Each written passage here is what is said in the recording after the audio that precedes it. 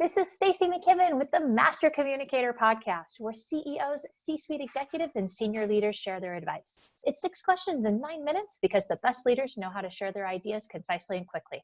Let's jump right in. Question number 1. In a few sentences, tell me who you are and what you do. I'm Anna Barber. I'm currently the Managing Director of Techstars LA, which is a mentorship-driven accelerator program that's part of the global Techstars network. And I'm also a partner in a micro VC fund called the Fund LA. And I've had a long career that spans corporate law, management consulting. I've been a startup executive, a head of product, and a founder of 2 different startups myself twice. Well, I'm going to give you a little bit of a compliment here. You look far too young, Miss Anna, to have all of that background and expertise, but I'm going to trust you when you tell me that. So I'm very excited to hear what you have to say. I appreciate that, Stacey. Thanks. Question 2 for you. What's the best thing about leading people from your perspective? So the way I lead people is a bit different. While I used to be an operator that had a team, my way of leading right now is more as a coach and a mentor and an advisor to the companies that I invest in and that come through my accelerator program. So my favorite part of that role is really helping people to be the biggest version of themselves and to sort of discover their own superpowers, and particularly within the context of entrepreneurship, to do that, to help leaders get out of their own way. Often it's our own blind spots that help us from making progress in our companies and sort of that stop our companies from from making progress. Jerry Colonna, who's a great coach and a mentor to me, he has this question that I love, which is, how am I being complicit in creating the conditions that I say I don't want? And so what I love that question, and what I try to kind of surface that question for people and get them to see how they're getting in their own way. And it's incredibly rewarding when I can help people just shift how they see themselves and how they think about leadership in order to make some of that change happen. Well, in 2 questions, you already gave me my soundbite, Anna. That's amazing. How am I being complicit in creating the things I don't want, right? Yeah, great question. Oh, that's amazing.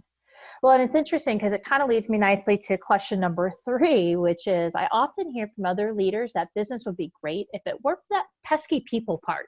I'm curious, as you think about, ownership and taking responsibility for your part in situations, I'm curious what you think about that. I think that's absolutely right. There's a statistic that comes from Founder Central, some research that was done that says 65% of small companies fail because of people issues. So they fail because of team issues. It's not because the market wasn't good or the idea wasn't good. It's because something happened on the team, either some kind of schism or, inability to communicate well. So I think, when we think about how we want things in our own mind, if only other people would do what we wanted them to do, everything would be perfect. But the problem is that we all think that, and we have different ideas, and so we need to come together, and that's where communication really comes into play, and it's absolutely so essential.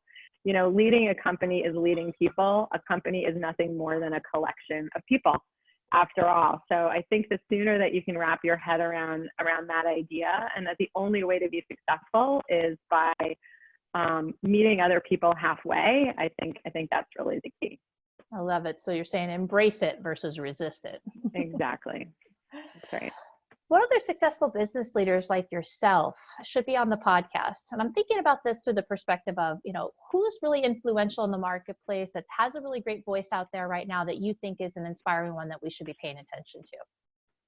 So in terms of the marketplace, I would say there's an investor I love called Shri Mahesh, who's a partner of Spiro Ventures. And she used to run product at eBay, so she's got a kind of deep operational background. And she's made a really nice transition into leading other companies, as an investor. So that's one who comes to mind. And then, a lot of the people in my universe that I work closely with are actually leaders at smaller companies and have been entrepreneurs. And I think one outstanding small company leader is Michael Barlow, who's the CEO of a company called Furnish, and he's leading his company through kind of difficult times, and he's just shown amazing leadership as a CEO. And I mean, gosh, so many other ones. Another one who comes to mind is a woman named Kate Edwards, who's at Amazon now and has also been an operator in her own right.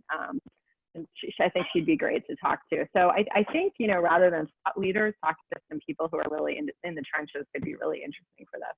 Love that. That's exactly what this is intended to be, is the folks that are out there doing it, getting kind of bloodied and scarred on the battlefield, right? And bringing their expertise back to us so that we can be learning from that. So I love those suggestions. What piece of advice about communication would you give to other leaders? Communication is really 90% listening. So the key to communication, right, isn't telling, it's asking, and it's creating great questions. And I think that's really hard for leaders to wrap their heads around. If you approach leadership by thinking that your job is to kind of give the orders and tell people, the direction that they need to go in, that can work in the really early stages, but when you're really trying to empower people, it's much better if you flip that on its head and you become the person that asks the great question and lets your team kind of discover the answer for themselves. So I sometimes ask myself in a meeting, how much was I talking in that meeting versus listening? And I want the percentage to be kind of like 10-90. I want to be talking for only 10% of the time and, listening for 90. So you're saying after all these years, you still do self-reflection at the end of a meeting to evaluate, stuff like that? Wow, not only that, I'll come out of a meeting and I'll ask someone else for feedback, which sometimes blows people's minds because they're going, well, you're asking me how you did in the meeting. And I'm like, yeah, I want some feedback. How did I come across in that meeting? Did you think I was overbearing? Did I run the meeting well? Give me some feedback. I think if you develop a muscle around asking for feedback, first of all, it's a great modeling tool for your team to see you doing that and to see you asking for that feedback, because it allows them to do the same thing, and it sends the message that it's okay to be a work in progress and not have it all figured out.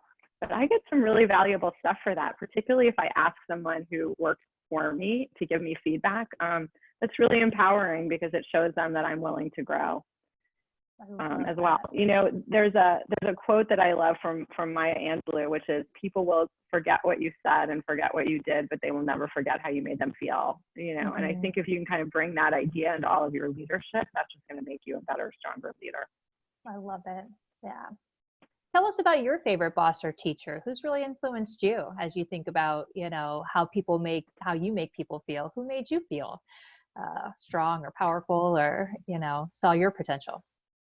I had a fourth grade teacher who's just really stuck with me. I know that's a long time ago to call back to my fourth grade teacher, but her name was Mrs. Leaf. And, she sent a note home to my parents one day saying that she wished that I would misbehave a little bit, and I was really flummoxed by that. I just couldn't figure it out. I was the kid who was getting the straight A's and always doing everything right and always following directions. And what she was trying to get me to realize was that coloring outside the lines and taking risks and, being creative and not looking for an interesting answer as opposed to the right answer might be something that I should explore. And she just really turned something on for me and kind of helped me to expand the way I saw myself and get me out of thinking that it was just not about getting the right answer, but about using a question as a point of exploration, So I kind of draw that feedback from Mrs. Leaf all the way forward to my career and, thinking of myself as an entrepreneur. All right, well, let's get a little shout out for Mrs. Leaf.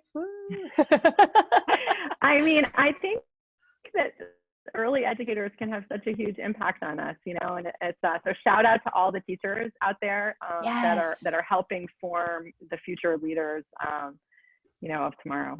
I love it. Exactly. I've got 2 young boys at home, and I watch the way that they change based on different assignments or different teachers that they have. And so I totally am with you. I see it every day firsthand. Well, thank you so much for being on the show. How could people find you if they would want to reach out and learn more or understand more about your business? I'm on Twitter at Anna W. Barber. So Twitter is probably the best place to connect with me on a personal level. And to learn more about Techstars, it's techstars.com. And then my fund is thefund.vc. All right. Well, I'm sure people will go and check you out. And in the meantime, this is Stacy McKibben with the Master Communicator podcast. For more ideas and insights, please do go check us out at www.concilioteam.com. We look forward to seeing you again next time. Take care.